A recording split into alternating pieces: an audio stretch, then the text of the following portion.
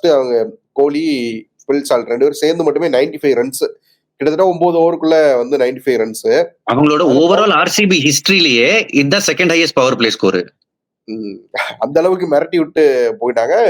And நம்ம விராட் கோலி பார்த்திருப்போம் இந்த மாதிரியான சமயங்கள்ல வந்து ஒரு செகண்ட் ஃபிட்டில் ஆடுவார் நின்று இன்னொரு பேட்டர் ஆடுறப்ப. பட் இங்க பார்த்தோம் அப்படின்னா விராட் கோலியுமே நல்ல ஸ்ட்ரைக் ரேட்ல தான் போயிட்டு இருந்தாரு, பெரிய பெரிய சிக்ஸஸ் எல்லாம் அடிச்சிருந்தாரு.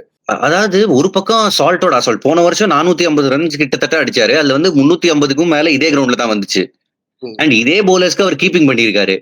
ஒரு நரைனும் வருணும் தான் நம்ம த்ரெட்னு நினைச்சோம்னா, சோ அது கிளியரா பிக் பண்ணி அடிச்சுக்கிட்டு இருந்தாரு ஃபில் சால்ட். அன்பார்ச்சுனேட்லி அந்த இந்தியா இங்கிலாந்து சீரீஸ்ல வரும் வர வரைக்கும் இவர் நிக்கல கிரீஸ்ல. 3-4 ஓவர்லயே அவுட் ஆயிட்டு இருந்தாரு. பட் இங்க வந்து பியூர் அண்ட் பியூர் அப்படியே சூப்பர் ஷாட்ஸ் அவர் அடிச்சுக்கிட்டு இருந்தாரு. அண்ட் விராட் கோலி அந்த புதுசா அந்த ஸ்லாக் ஸ்வீப் விளையாடுவாரு, பட் அவ்வளவா விளையாட மாட்டாரு.